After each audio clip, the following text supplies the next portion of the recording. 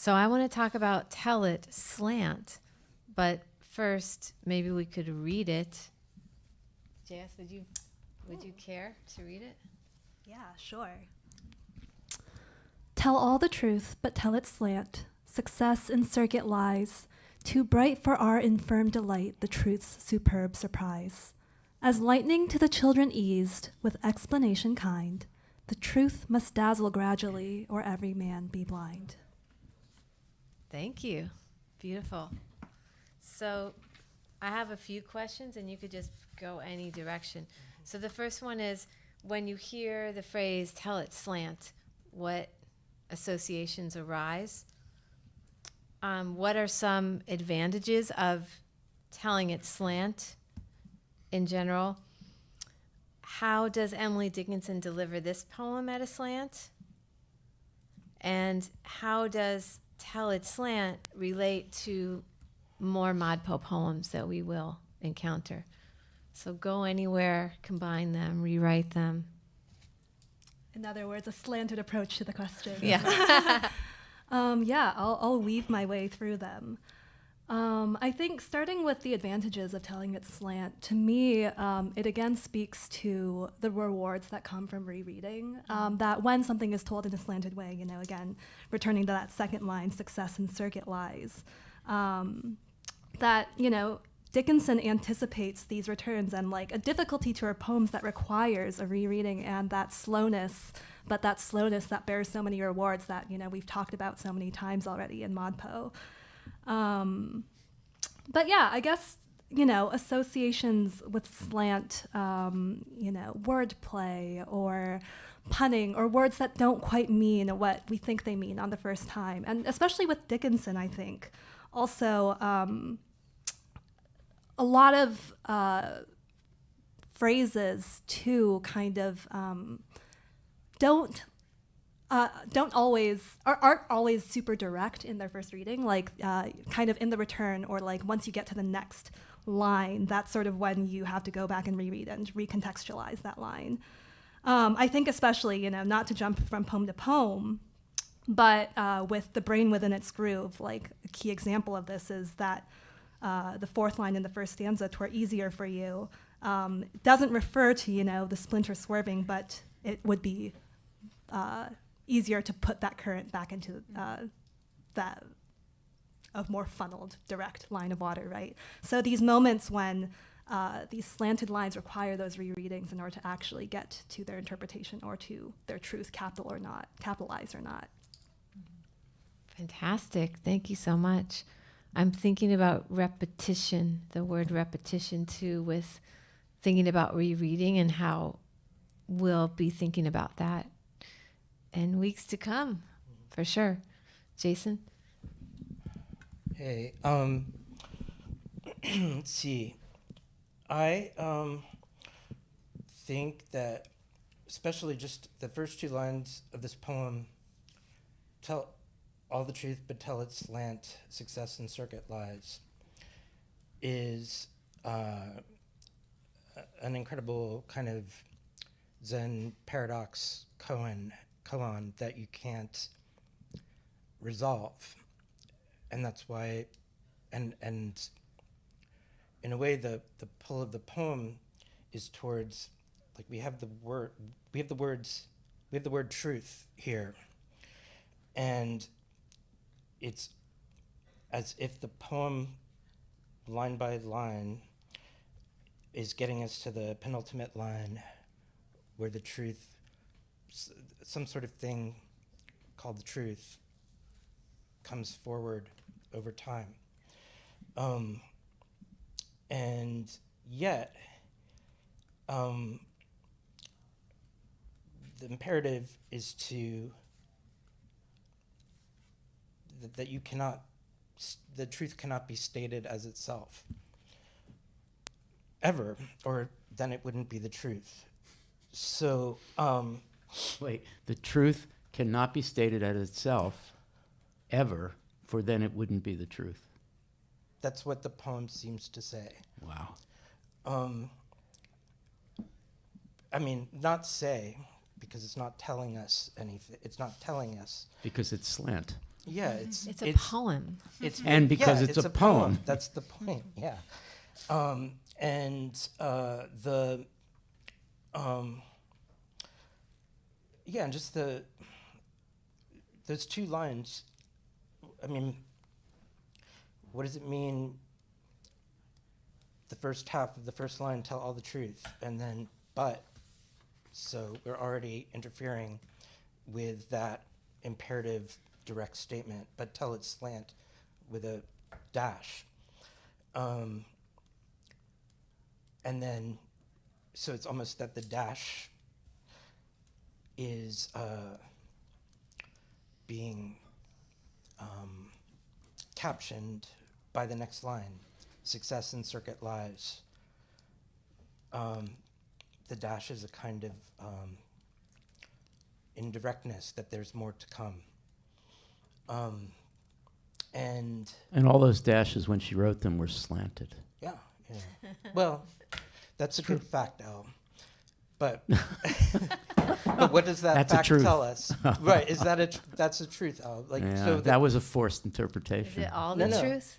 No, but I think, I mean, to me, this goes, what I'm thinking a lot about is, I'm thinking about Dan's question about the splinter, and thinking about the question about biography. Like, do we need to know biographical facts to have a more true access to a poem?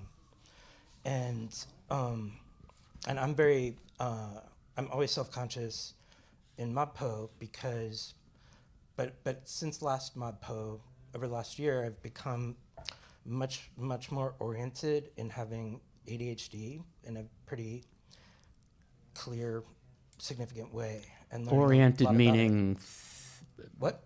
oriented meaning, Meaning that- understanding it for yourself. Well, not feeling, kind of claiming that as an essential part of myself that makes me who I am, and not something, because like, if you're joining Modpo for the first time, when I talk, it sometimes is a little circuitous, or goes in unexpected directions, and I can sense when I talk, half of my brain is occupied by worrying that Al is getting anxious, that I'm never going to shut up. So,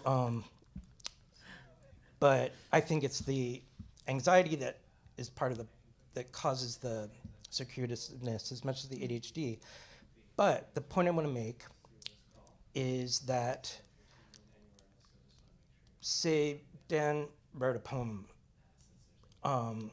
we know the biographical fact that he has autism, or that I write a poem, I have ADHD.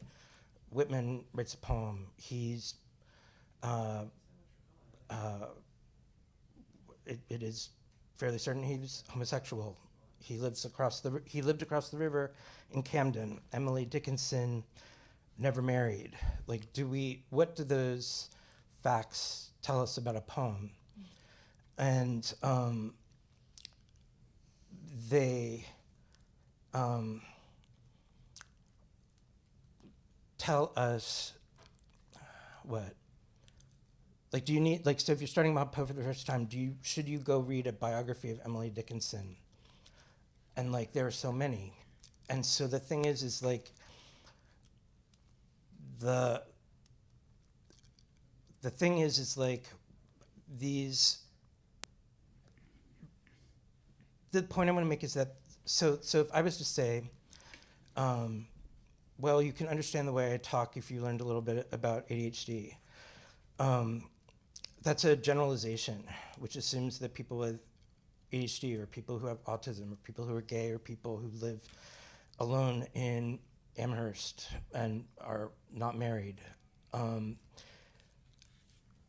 that we can predict something about their poems or anything about them by knowing a generalizable kind of fact.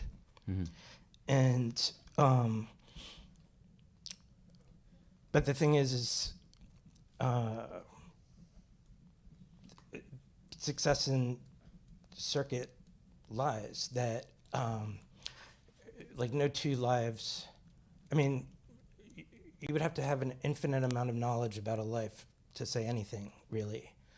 And one that, so I'm thinking about the poem that I pointed out at the beginning, the kind of infinite solitude of the soul taking its own company. I mean, that's, you're not gonna, no matter how many facts you know about a poet, you're not gonna enter that space. And you yourself, as a reader, are going to go on your own circuitous itinerary with every poem. And just as any poet brings that same, infinitely unlikely circuit to the emergence of a poem. So that should give you permission to know that, like, as long as you are in circuit around the poem, no one will have been doing it the same way. No other reader will be reading the same poem that you do, because you bring your own, like, unique life and unique encounter that will be unrepeatable to the poem. And so, yeah, it's all about to trust the splinters as you read. Like, trust your own splinters. Like, trust yourself as a splinter that is creating a new swerve in the poem for the first time. And that's what you can bring to the forums and to our discussions. It's a beautiful way of pushing us to an extreme that we like to tend toward anyway in the discussion about history and knowing and truth and exactitude interpretation. That's where we always want to incline anyway, which is not simply a result of our resolve to be inclusive of many kinds of readings and many kinds of readers. Right. Such as... I just want your approval. You got it.